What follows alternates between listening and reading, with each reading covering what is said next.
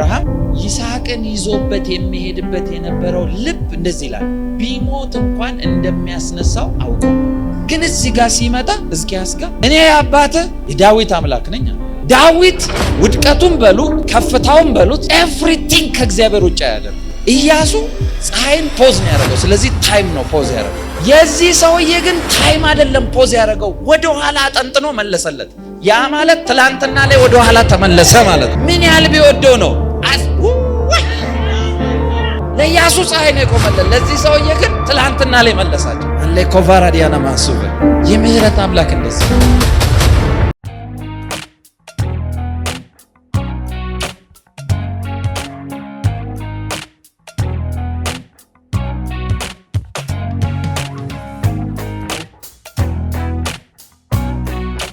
የምህረት አምላክ ብላ አስተምር ነው ስሙ እንደሆነ አሁን ነው የገባኝ። መጽሐፍ ቅዱሳችሁን ከያዛችሁ ሁለተኛ ነገሥት ምዕራፍ 20 ሁለተኛ ነገሥት ምዕራፍ 20 እንደዚህ ይላል። በዚያም ወራት ሕዝቅያስ እስከ ሞት ድረስ ታመመ። ነቢዩም የአሞጽ ልጅ ኢሳይያስ ወደ እርሱ መጥቶ እግዚአብሔር እንደዚህ ይላል፣ ትሞታለህ እንጂ በሕይወት አትኖርምና ቤትህን አስተካከል አለው። ፊቱንም ወደ ግድግዳው መልሶ እንዲህ ሲል ወደ እግዚአብሔር ጸለየ። አቤቱ በፊትህ በእውነትና በፍጹም ልብ እንደሄድኩ ደስ የሚያሰኝህን እንዳደረግኩ ታስብ ዘንድ እለምንሃለሁ። ሕዝቅያስም እጅግ አድርጎ አለቀሰ። ኢሳይያስም ወደ መካከለኛው ከተማ አደባባይ ሳይደርስ የእግዚአብሔር ቃል እንዲህ ሲል መጣለት። ሰምታችኋል? ነቢይ መጣና ትሞታለህ ብሎት ሄደ። ሰውየው ትሞታለህ ሲባል ተስፋ ቆርጦ አይደለም መንከባለል የጀመረው፣ ተንበረከከ፣ ጌታ ፊት ማልቀስ ጀመረ። ሰምታችኋል? እና አቤቱ በፊትህ በእውነትና በፍጹም ልብ እንደሄድኩ ደስ የሚያሰኝህን እንዳደረግኩ ታስብ ዘንድ እለምንሃለሁ። ይህን እኮ አድርጌያለሁ፣ በፊትህ ደስ አሰኝቻለሁ፣ በአንተ ሀሳብ ነው የምሄደው ሲለው ይኸውላችሁ እዚህ ጋር ቆሞ መድረክ ላይ ነግሮት ገና ኮብሉ ላይ ሲደርስ ተመለስ ሀሳቡን አስቀየረው ሰውየው። አይገርም? እሺ ልክ ወደ ከተማ አደባባይ ሳይደርስ የእግዚአብሔር ቃል እንዲህ ሲል መጣ። ድጋሚ የእግዚአብሔር ቃል እንዲህ ሲል መጣለት፣ ተመልሰ የሕዝቤን አለቃ ሕዝቅያስን እንዲህ በለው። በጣም እንደሚወደው የምታውቁት በዚህ ነው። የሕዝቤን አለቃ ሄደ እንደዚህ በልስት ንጉሱን አላለው። እሺ የአባትህ የዳዊት አምላክ እግዚአብሔር እንዲህ ይላል፣ ጸሎትን ሰምቻለሁ፣ እንባህንም አይቻለሁ። እነሆ እፈውስሃለሁ። በሦስተኛውም ቀን ወደ እግዚአብሔር ትወጣለህ። በዕድሜ ላይ 15 ዓመት እጨምራለሁ። አንተና ይችን ከተማ ከአሦር እጅ እታደጋታለሁ። ስለ እኔም ስለ ባሪያዬ ስለ ዳዊት ይችን ከተማ እጋርዳታለሁ። ኢሳይያስም የበለስን ጥፍጥፍ አምጡልኝ አለ። አምጥተው በእባጩ ላይ አደረጉለት፣ እርሱም ተፈወሰ። እሺ እስከ ቁጥር 11 ሕዝቅያስም ኢሳይያስን እግዚአብሔር እንዲፈውሰኝ እኔ በሦስተኛው ቀን ወደ እግዚአብሔር ቤት እንድወጣ ምልክቱ ምንድን ነው አለው። ሰምታችኋል? ይፈውሳል፣ ይሄ ባጭ ይጠፋል፣ 3 ቀን ነው ትፈወሳለህ አለው። እሺ በ3 ቀን ውስጥ ምክንያቱም ድምፅ ትሞታለህ የሚል ነው የሰማው ሰውዬው። እና አንተ ብትሆንስ የተናገርከኝ ያስብላል። ሰውዬው እያለ በደቂቃ ውስጥ ቀናት እኮ አልፈጀም። ተመልሶ መጥቶ እግዚአብሔር ይፈውሳል እንትን አምጡልኝ ምናምን ብሎ ሲል ሰውየው አዝኖ ቢሆንስ? ቆይ ልጠይቅ፣ በዚህ በ3 ቀን እንደምፈወስ ምልክቱ ምንድን ነው? ንገረኝ፣ ምልክት ስጠኝ አለው። ከዛ ምን አለው? ኢሳይያስም እግዚአብሔር የተናገረው ነገር እንዲፈጽመው ከእግዚአብሔር ዘንድ ምልክቱ ይህ ይሆንልሃል፣ ጥላው 10 ደረጃ ወደፊት ይሄድ ዘንድ ወይንም 10 ደረጃ ወደ ኋላ ይመለስ ዘንድ ትወዳለህን አለው። ሕዝቅያስም ጥላው 10 ደረጃ ቢጨምር ቀላል ነገር ነው፣ እንግዲያ አይሁን፣ ነገር ግን ጥላው 10 ደረጃ ወደ ኋላ ይመለስ አለው። ነቢዩም ኢሳይያስ ወደ እግዚአብሔር ጮኸ። ጥላውንም በአካዝ የጥላ ስፍራ ሰዓት ላይ በወረደው መንገድ 10 ደረጃ ወደ ኋላ መለሰው። ፓወርፉል ነገር ነው። በህይወቴ እኔ ትልቁ እግዚአብሔር አንድ ያደረገው ሚራክል ለኢያሱ ይመስለኝ ነበር። ለኢያሱ ምንድን ነው ያደረገለት? ድል እስካደርግ ፀሐይ ቀጥ ብሎ ይቆም ነው አይደለ? ስለዚህ ሕዝቅያስ ሳነብ ከሱም የበለጠ ሚራክል ለካለ አይመስለኝም ነበር እስከዛሬ። ይሄ ሰውዬ ሕዝቅያስ የሚባለው ንጉስ በጣም እግዚአብሔርን የሚፈራ፣ እግዚአብሔርን መፍራት ብቻ አይደለም እግዚአብሔር ይወደዋል። ለምን ካላችሁ እግዚአብሔርን በሚያስከብር መንገድ ነው የሚሄደው ሰውዬ። በጣም እግዚአብሔርን የሚያስቆጣ መንገድ መሄድ አይፈልግም። ከዚህ የተነሳ ሰውየው የሚያደርገውን ነገር ሁሉ የሚያደርገው ለእግዚአብሔር እያሳወቀ ነው። ዝም ብሎ በራሱ ያደረገው ነገር የለውም። ይህ ሰውዬ ያ ማለት ኤቭሪ ስቴፑን እግዚአብሔርን እያሳወቀ ነው የሚንቀሳቀሰው። አንዳንድ ጊዜ የእግዚአብሔርን ባህሪ ልንገራችሁ። እግዚአብሔር አንዳንድ ጊዜ ምን ያህል እንደምትወዱት ሊያሳያችሁ ሲፈልግ እሱ እንደሚወዳችሁ አይደለም። እናንተ ደግሞ እናንተ ውስጥ ያለው ፍቅር ምን ያህል እንደሆነ ሊያሳያችሁ ሲፈልግ ይወጋችኋል። ከዛ የእናንተን የጭካኔ ውሳኔ እናንተ ታውቁታላችሁ። ጌታ ይሄን ያለው እንደምወድ እንድትሉ ያደርጋችኋል። ለምሳሌ አብርሃምን ሲጠራው አብርሃም ይሰጠኛል አይሰጠኝም የሚል እኮ እንዴ እግዚአብሔር እኮ ሁሉን ያውቃል አይደል? አብርሃም እንደማይሰጠው አያውቅም እንዴ ጌታ? አብርሃም ምንድነው ያለው? ይስሐቅን አምጥተህ ሰዋልኝ አለው ይላል። ይስሐቅን አምጥቶ ሲሰዋለት እንደሚሰዋለት ያውቃል።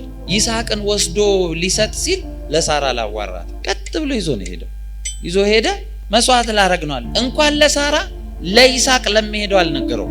ለምን ካላችሁ አብረው እየሄዱ መንገድ ላይ ይስሐቅ ይሄዳል መስዋዕቱ በቃ ዝም ብለን እንሂድ እግዚአብሔር ያዘጋጃል አንተ ነው እኮ እያለው ይስሐቅ እግዚአብሔር ያዘጋጃል፣ አዎ እግዚአብሔር ያዘጋጃል ብሎ ነው ተከትሎ መሄድ። ቼክ እያደረገው ለምን ካላችሁ አብርሃም መጽሐፍ ቅዱስ ዕብራውያን ላይ ሲናገር ዕብራውያን 11 ላይ እንደዚህ ይላል፣ አብርሃም ይስሐቅን ይዞበት የሚሄድበት የነበረው ልብ እንደዚህ ይላል፣ ቢሞት እንኳን እንደሚያስነሳው አውቆ አይገርም?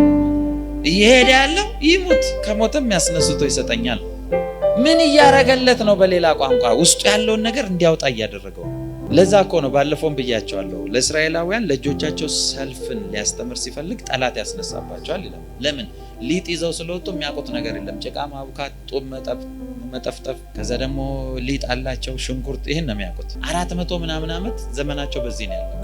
ስለዚህ ሊያስተምራቸው ሲፈልግ ጠላት ዙሪያቸውን ያነሳባቸው። በጣም ከሚያስገርመኝ ከእግዚአብሔር ቃል ለእስራኤላውያን እንደዚህ ይላል፣ በአንድ አጥፍቼ ብቻችሁን እንዳትሆኑ ጠላቶቻችሁን ቀስ እያልኩ አጠፋላችኋለሁ ይላል። ያ ማለት እንዳይደብራቸውም ይጠነቀቃል ማለት ነው። አብዛኞቻችሁ አላወቃችሁም እንጂ የቆማችሁት ይሄ አምላክ አቆማችሁ። አብዛኞቻችሁ ነገራችሁ ተሸፍኖ ነው በዚህ አምላክ። ይሄ ንጉስ ጨክኖበት ይመስላችኋል? ባይዘወይ ንጉሱ ላይ ጨክኖ እንዳልሆነ ንጉሱን እንደሚወደው የምታውቁት እስራኤል ወታደር አላት። አደገኛ ወታደር ነው ያላቸው። አደገኛ የሚሊተሪ ሲስተም ነው ያላቸው።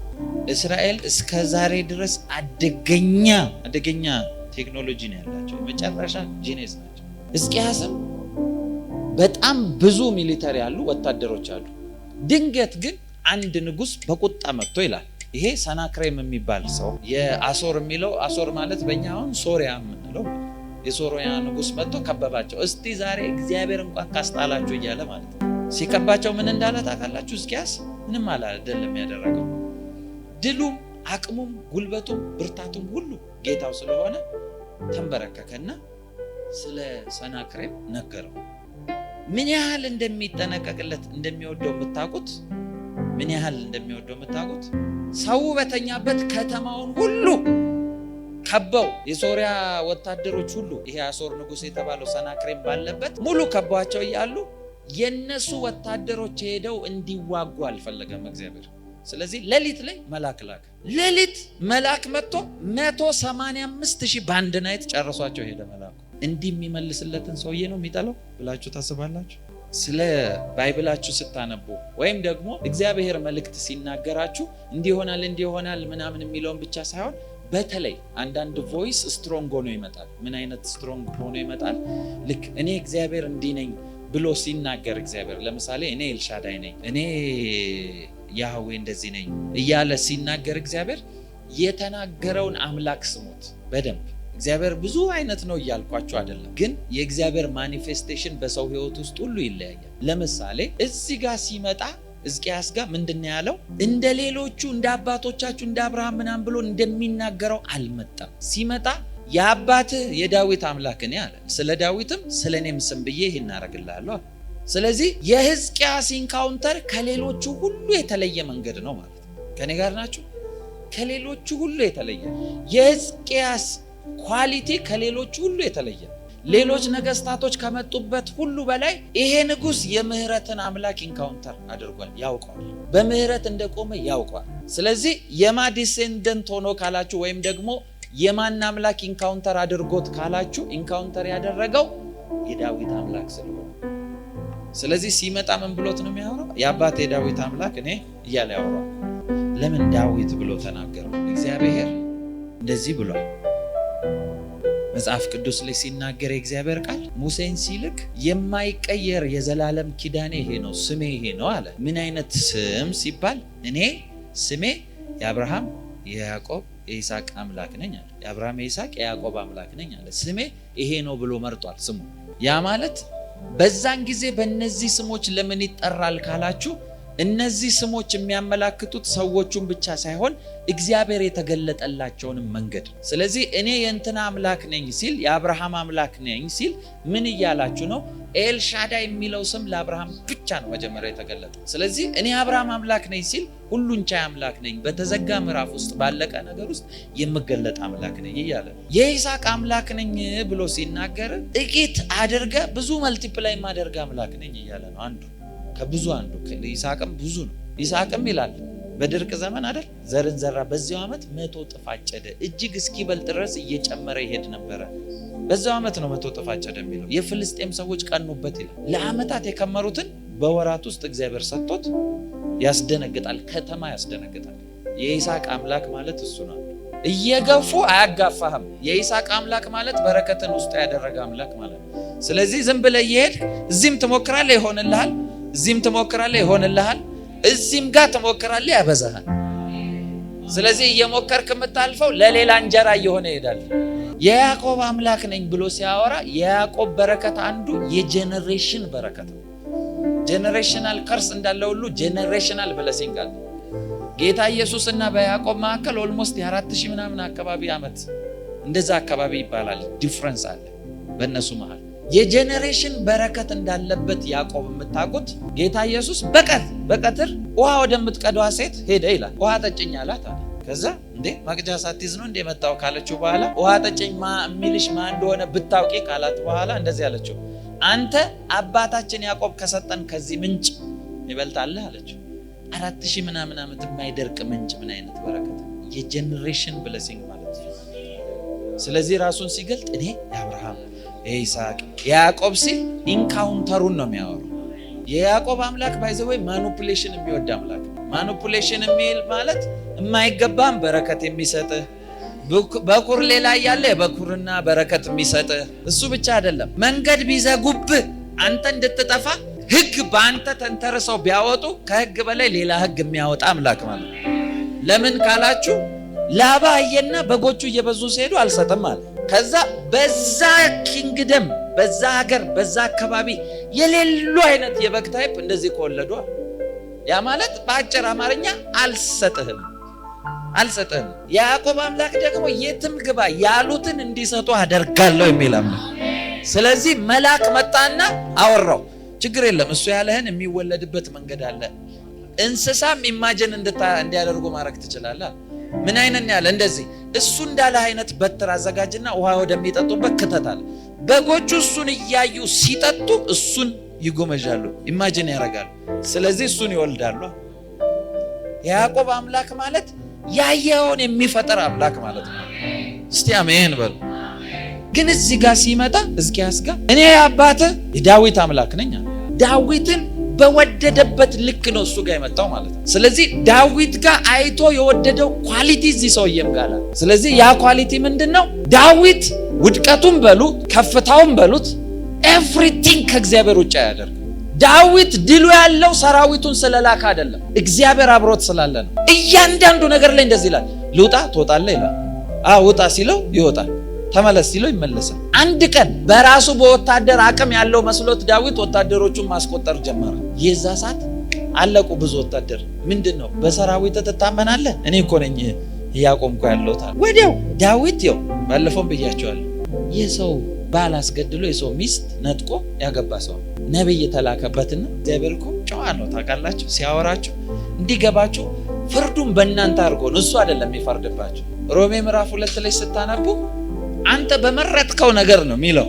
ሮሜ ምዕራፍ 2 ስለ ፍርድ ብታነቡ ከቁጥር 1 ጀምሮ ምህረት ቸርነቱን ትዕግስቱን ያስቀምጥላል። እምቢ ካልክ በቁጣ ቀን በራስ ላይ ቁጣን ታከማቻለህ ማለት በመረጥከው ቁጣ ከሆነ ቁጣ ይሰጣል፣ ምህረት ከወደድክ ይሰጣል። ምርጫ ላንተ ሰጥቶ ነው እግዚአብሔር ጀጅ የሚያደርገው። ስለዚህ ዳዊት ጋር ነብይ ላከበትና እንደዚህ አለው፣ አንድ ችግር ተፈጥሯል። ምን አይነት ችግር? አንድ ሰው አለ፣ በጣም ብዙ ባለጠጋ ነው፣ እግዚአብሔር ባርኮታል፣ ብዙ ከብቶች አሉት። እዛው ጎረቤቱ ደግሞ አንድ ሰው አለ፣ ይሄ ድሃ ነው፣ አንድ በግ ነው ያለችው። እና ያ ንጉሥ እንግዶች መጡበትና ለእንግዶቹ የእሱን ከመንካት ይልቅ ሄዶ የዛን ወሰደበት እና ለእንግዶቹ አረዳታል። ዳዊት አበደ። በእኔ መንግስት ነው እንደዚህ አይነት ሰው ያለው? ማን ነው? ይሄማ እንደዚህ ፍርድ ይገባዋል አለ። ይገባዋል በአንተ ጀጅመንት? አዎ ይገባዋል። በል እንግዲህ ያ ሰው አንተ ነህ። ምን አረጌ? እግዚአብሔር ይሄን ሁሉ ሚስት ሰጥቶ እንደዚህ አድርጎልህ አንድ ያለውን ሊያውም ታማኝ ላንተ የሆነው ሰውየው የመጨረሻ ታማኝ እንደሆነ የምታውቁት ሚስቱን ሰርቆ አብሮ ካደረ በኋላ እንዳረገዘች ሲያውቅ ዳዊት በደሉን መሸፈኛ አብሮት እንዲያድር ባልየው ሞከረ። ቢሞክር ምን አደረገ ሰውየው? ኖ የእግዚአብሔር ሕዝብ የእግዚአብሔር እንትን ተማርኮ እያለ እኔማ ከሚስቴ ጋር አልተኛም። ሰውየው ልቡን የሰጠ ነው ለዛ ኪንግደም። ወይኔ ይሄ ሰውዬ ብዙ ፕሪንሲፕል አስተምሯል፣ ወደዛ የሚመለስ አይደለም። ዳዊት ነው እንደዛ አይነት ልብ ያለው። ስለዚህ ምን እናርግ ሲባል እናስክረው። አጠጥተውት ሰው እኮ ሲሰክር ራሱን አያውቅም። አስክረውት ቢሞክሩት ሰውየው በር ላይ ነው የሚተኛ፣ አይገባም ወደ ውስጥ። ስለዚህ ያለው አማራጭ ምንድን ነው? ለወታደሩ አዛዥ አለቃ ደብዳቤ በራሱ አዚዞ ላከው። ሂድ ከተፋፋመበት ጦርነቱ ካለበት ከፊት አስገባው አለ። ያ ማለት ይሞት። ይሄንን ሁሉ አድርጎ የሰው ሚስት ቀምቶ ስንት ነገር ውስጥ ገብቶ እግዚአብሔር ፊት ነው ተንበርክኮ የሚጮህ፣ ጌታ ሆይ አንተን ብቻ በደልኩ፣ ሌላ ሰው አይደለም። ዳዊት አቅሙ ሲጠነክርም ፌል ሲያረግም ጉልበቱ ያለው እግዚአብሔር ፊት መሮጡ ጋር የምህረት አምላክ እንደሆነ የምታውቁት ምህረት በማይደረግበት ሲዝን ካህናት ሁሉ ስትሪክት ትእዛዝ በሚቀበሉበት ጊዜ የካህን ምግብ ገብቶ የሚበላ ምንም የማይሆን ምንም አይነት ነገር ውስጥ ብከቱት የእግዚአብሔርን ምህረት የሚያውቅ እግዚአብሔርን ያወቀው ሰው ነው። እግዚአብሔርን በሌላ ወይ ኢንካውንተር ያደረገ ሰው ነው ዳዊት። ማንም በሱ ወይ ኢንካውንተር አድርጎት ስለማያውቅ እንደዚህ ይላል፣ ይሄ እንደ ልቤ የምለው ሰው ነው ይላል። ያ ማለት እኔን ያውቃል። ስቆጣው ልክ ይኸው እውነተኛ ልጅ ሲቆጡት ወደ ወላጆቹ ሄዶ እኮ ነው የሚያየው፣ ያሸንፋቸዋል እኮ። ዳዊት ይሄን የገባው ሰው ነው። ሮጦ ይሄድና ሲለው ይምሯል። የእሱ አይነት ባህሪ የተጋባበት ንጉሥ ስለሆነ ይሄኛው ልክ ትሞታለህ፣ አታልፈም፣ ይሄን ዓመት አታልፈም፣ አሁን እዚሁ ደርቀ ነው የምትቀረው ሲባል ሰውየው ወዲያው እያለቀሰ መጮህ ጀመረ። እግዚአብሔር ሆይ በፊት በቅንነት ነው ሁሉን ያደረኩት፣ አንተን ሳልበድል ነው የሄድኩት፣ እንደዚህ ነው ሳገለግል የነበረው፣ እሱን አስብልኝ ሲለው በቃ ይሄ የእግዚአብሔር ልብ የገባው ስለሆነ ነብዩ ተናግሮ ገና እግሩ ሰፈሩን ሳይለቅ ተመለስ አለው። ድምፅ መጣ። ሄደ። ምሬአለሁ፣ ፈውሼአለሁ፣ እድሜንም ጨምሬአለሁ በለው፣ ሂድ ንገረው አለ። ያ ማለት ቴስት እያደረገው ነው ስላወቀው፣ በቃ ወደሱ የሚሮጥ ሰው ስለሆነ ምሬአለሁ በለው፣ ሂድ እድሜም ጨምሬልሃለሁ። የህዝቤ አለቃ ማለት እኮ ባይዘው ሌላ ከፍታ ነው የሰጠው። ንጉሥ አይደለም ያለው፣ ለንጉሱ ሄደ አይደለም ያለው፣ የንግስና እንትን አይደለም፣ አለቃ አድርጎታል። አለቃ ማድረግ ማለት ምን ማለት መሰላችሁ? ለምሳሌ ሙሴ ሲመጣ እንደዚህ አድርጉ ብሎ ሲያወራ ማን ነው አንተ በእኛ ላይ አለቃ ያደረገ ማለት? አለቃ ማለት ኤቭሪ ነገር ዲሳይድ ማድረግ የሚችል ኦቶሪቲ የተሰጠው ሰው። ስለዚህ ምንም እንዲወስን ስልጣን የሰጠው ሰው ነው። የህዝቤ አለቃ ሂድ፣ የህዝቤ አለቃ ብሎ ሲል የወሰነውን ሁሉ አግሪ የማደርግለት ሰው ነው። ሄደ ተናግረው ያለው እግዚአብሔር የመጨረሻ እንደሚወደው የምታውቁት ልክ ይህንን ምህረት ሲያደርግለት አስቡት። በባጅ በቁስል እኮ ሰውነቱ ተመቷል ሰውየው፣ ተስፋም የለውም። ብዙ ነገር ሞክረውለታል። ነብዩ መጥቶ አንተ ትሞታለህ ካለው በኋላ ጭራሽ ተስፋ ቆርጦ ነው መጸለይ ጀመረው። እግዚአብሔር አንዴ አትምረኝም? አንዴ አታስበኝም? አንዳንዴ ምን የሆነ ይመስላችኋል? ለምሳሌ ይሄ ከመሆኑ ቀድሞ ባለው ማታ ሙሉ የአሶር ወታደሮች ጠቅላላ ጠፍተው ሊያውም መልአክ ልኮ አውድሟቸው ወታደሮች ሳይወጡ ሰላም ሲሰጥ ምን ይሰማቸዋል? በቃ ድሮንም እኛ ብንሆን አስቡት፣ ድሮንም እነዛን የጨረሰው እኔን ስላልፈለገ ነው። በቃ ቀድሞ ጠላቶቹን ጨርሷል፣ እኔን በዚሁ ላይ ያሰናብት ነው የምትሉታል። ወዲያው ግን እሱ ማልቀስ ነው የጀመረው። ጌታ እባክህ። ልክ ይሄን ካለው በኋላ ቁጥር 9 ላይ ምን ይላል? እንደዚህ አለ፣ ስሙኝ አሁን። ኢሳይያስም እግዚአብሔር የተናገረውን ነገር እንዲፈጽመው ከእግዚአብሔር ዘንድ ምልክቱ ይህ ይሆንልሃል፣ ጥላው 10 ደረጃ ወደፊት ይሄድ ዘንድ ወይንም 10 ደረጃ ወደ ኋላ ይመለስ ዘንድ ትወዳለህ አለው። እድሜ ይጨምርልሃል፣ እንደዚህ አድርጎሃል፣ በዚህ 3 ቀን ይፈውስልሃል። ፕሮፌሲው ናቸው። ምልክት ስጠኝ አለ። ምን አይነት ምልክት? ምልክት ሲስጠኝ ሲል ጥያቄ ጠየቀው ኢሳይያስ። እንደዚህ አለው፣ እሺ ችግር የለው ምልክት ይሰጣል። ምርጫ ልስጥህ አለው። ጥላው 10 ደረጃ ወደፊት ይሄድልህ ወይስ ወደ ኋላ ይሄድልህ? ምን ማለት እንደሆነ ልንገራችሁ። ከኢያሱ ተአምራት ይበልጣል ያልኳችሁ ለዛ ነው። ስሙ፣ ኢያሱ ምንድነው ያደረገው? እኛ ድል እስክናደርግ ድረስ ፀሐይ በገባውን ሰማይ ላይ ቀጥ ብሎ ይቆም፣ አይገባም አይጠልቅም ነው ያለው። ይሄ ነብይ መጣና ደግሞ የእግዚአብሔር ልብ በንጉሱ ዙሪያ ስላወቀ ምን ያርግልህ?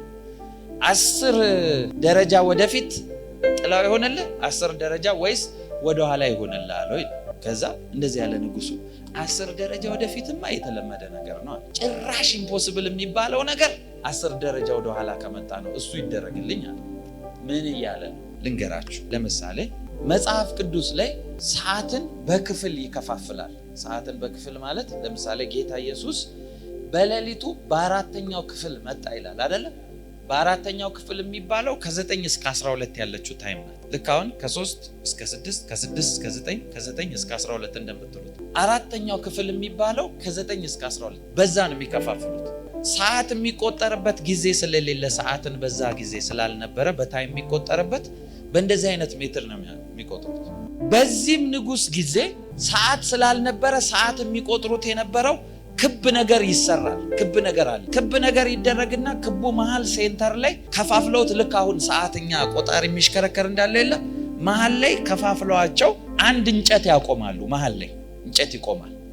ድሮ ሰዓት እንደዛ ነበር የሚቆጥሩት። እንጨት ይቆማል እና ሰዓቱ የሚታወቀው እንጨቱ ወደሚያጠላበት ጥላ እየመሸ መሆን የሚታወቀው በዛ። ስለዚህ ምንድነው ያደረገው?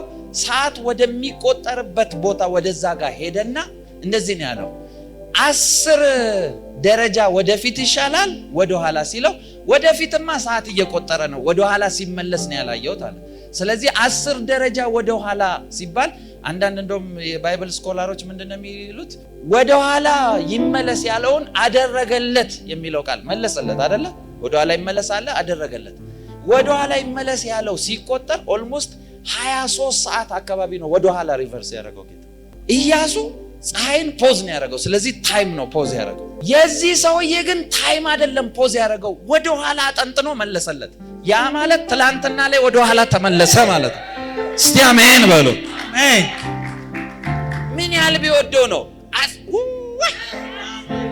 ወደ ኋላ ሲመልስ ማለት ነገር ሁሉ ነው ወደ ኋላ የሚመለሰው። ስለዚህ ትላንትና ከሆነ ይሄ በሽታ የጀመረበት ቦታ እንዳይጀምረው ነው ወደ ኋላ ጠንጥኖ የመለሰው። እስቲ አሜን በሉ። አሜን። ለአንድ ንጉስ ለመመለስ ሲል እኮ ሰዎች 20 ምናምን ሰዓት የቆጠሩበትን ሪቨርስ አድርጎ ትላንትና ላይ ነው የመለሳቸው። ለአንድ ሰው ብሎ ለኢያሱ ፀሐይ ነው የቆመለት። ለዚህ ሰውዬ ግን ትላንትና ላይ መለሳቸው። አለ ኮቫራዲያና ማሱበ የምህረት አምላክ እንደዚህ ነው። ከኢያሱ የበለጠ ሚራክል ነው ለዚህ ሰውዬ ያደረገለት። ሲወድ እንደዚህ ነው። ንጉስ ለሚወደው እንዲህ ከተደረገ እግዚአብሔር ለሚወደው እንዴት ነው የሚደረግለት? አሜን። ስለወደደው ተአምር ሊያሳየው አይመስላችሁም? በሽታ ልቆበት ልቡን ስለሚያለቅስ አሳያለሁ እንዴት ሪቨርስ እንደማደርግ። ሸክላ ሰሪ ቤት የተላከው ሰው ማን ነው? የኢሳይያስን መጽሐፍ የትንቢት መጽሐፍ ብታነቡ፣ አሁን የኢሳይያስ መጽሐፍ ይሄ ነገስት የተጻፈው የኢሳይያስ መጽሐፍ ከመጻፉ በፊት ነው አይደለ? የኢሳይያስን መጽሐፍ ብታነቡ የኢሳይያስ መጽሐፍ ላይ ትንቢት አድርጎ አስቀምጦታል። የሰውየውን ስቶሪ ላሳያችሁ። ኢሳይያስ 38:8 እነሆ በአካዝ የጥላ ስፍራ ሰዓት ላይ ከፀሐይ ጋር የወረደውን በደረጃዎች ያለውን ጥላ 10 ደረጃ ወደ ኋላ እንዲመለስ አደርጋለሁ። ምን አለ? 10 ደረጃ ወደ ኋላ እንዲመለስ አደርጋለሁ። ትንቢት አድርጎ ነው ቁጭ ያደረገው። ጭራሽ አሁን ለዚህ ሰውዬ የተናገረው ነገር አዋጅ ትንቢት ሆኖ ቁጭ ብሏል ማለት። ይሄው የኢሳይያስ መጽሐፍ ላይ ነው። በዚህ ያለውን ሰዓት እንደሆነ ገባችኋል? ያቺ የተቀመጠችው 10 ደረጃ ወደ ኋላ 10 ወደ ኋላ የሚለው ደረጃ አይደለም። እንደዚህ ዝም ብሎ የሚወጣጡበት ደረጃ አይደለም። ሰዓት እንደሆነ የምታውቁት ይሄው ምንድነው ያለው? 38 ቁጥር 8 በአካዝ የጥላ ስፍራ ሰዓት ላይ ከፀሐይ ጋር የወረደው በደረጃ በአካዝ የጥላ ስፍራ ሰዓት ስፍራ ምን ሰዓት። ስለዚህ ስለ ታይም ነው ያወራው ማለት ነው። ስለ ታይም ይወላችሁ አንዱ ኢሳይያስን አንዱ ደግሞ ኤርሚያስን ነው ያስተማራቸው ሪቨርስ ማድረግ እንደሚቻል። ኢሳይያስ አደገኛ ነብይ ነው፣ ምንም እንትን የሌለበትም። እሱ ፊውቸርም ወደ ኋላም ገብቶ ኤቭሪቲንግ አክሰስ እንዲያደርግ የተሰጠው። ስለ ህዝቡ ለሌላው ሲናገር እንደዚህ ያለ ሂድ ሸክላ ሰሪ ቤት አለው። ሸክላ ሰሪ ቤት ከላከው በኋላ ምንድነው ያደረገው? ይሄው አለው። ሸክላ ሰሪው እየሰራ ይበላሽበታል። ድንገት ሲበላሽበት ምን አደረገ? ተናዶ አይደለም ድጋሜ ጠፍጥፎት እንደፈለገ አድርጎ ይሰራል። አይተዋል። ሲበላሽ እጁ ላይ ነው የተበላሸው። ስለዚህ እንደወደደ አድርጎ ድጋሜ ይሰራዋል። እናንተም ሂዱ በላቸው ለእስራኤል ህዝብ እንደዚሁ ናቸው፣ እንደፈለኩ አድርጌ ድጋሜ ሞልድ አድርጌ ይሰራቸዋል። ስለዚህ ለዚህ ለሕዝቅያስ የሚባለው ንጉስ የሆነለት ከጀመረበት ወደ ኋላ መልሶ ነው አስተካክሎለት። ምን አይነት ሚራክል! ለአንድ ሰው ብሎ አስቡት። ትላንትና ሰው ሲሰራ የዋለው ላይ መልሶ ሲመልሰው ማለት ነው። ለአንድ ሰው የትላንቱ ላይ ሪቨርስ ሲደረግ የትላንትና ስራው ጠቅላላ ተብሎ ሲመለስ፣ በዚህ አማርኛ እንዲገባችሁ ለምሳሌ ይሄ ቤት ይጸዳ ተብሎ ሲጸዳ ቀን ሙሉ ሲያጸዱ ብሎ በነጋታው መጥቼ ይሄ ድጋሜ ዛሬ ይጸዳ ስል ማለት የሰሩትን ነው ለአንድ ሰው ሲል ወደ ኋላ ይመለሰው። ምን አይነት ሜርሲ ነው! አንድን ሰው ምልክት አድርጎ ከተማ ላይ ያለን ሲስተም ይቀይርልን። እኔ ለኢያሱ ፀሐይ እንዳቆመ ነው በጣም ምገረው ሚራክል። ለዚህ ሰውዬ ግን ፀሐይ አይደለም ትላንትና ላይ መለሳቸው። በኢየሱስ ስም ጸልያለሁ። አሜን። መጽሐፍ ቅዱስ እንደዚህ ተብሎ ተጽፏል። በተምች በኩብኩባ በአንበጣ በደጎቢያ የተበሉ ዘመኖችን መልሳለሁ ማለት ትላንትና ላይ የተበላሸን አስተካክዬ አመጣላለሁ ማለት። አሜን። የተበላ ዘመናችሁ ይመለስ። አሜን። የተበላ ጊዜያችሁ ይመለስ። አሜን። ከእጃችሁ ሉዝ ያደረጋችሁት ነገር ሁሉ ይመለስላችሁ። አሜን። ሙሴ እንደዚህ ብሎ ተላከ። ሂድ ማላከኝ ልበለው ሲለው እንደዚህ ያለ ያለና የሚኖር አምላክ ላከኝ በለዋል። ያለ የነበረ የሚኖር አምላክ ማለት ትላንትና ላይ ሚራክሉ አያቆምም ማለት ነው። እየሰራ የሚሄድ አምላክ ማለት። አሜን። ስለናንተ ሲባል ህግ ይቀየራል። ስለናንተ ሲባል አዋጅ ይቀየራል። አዋጅ ይቀየራል።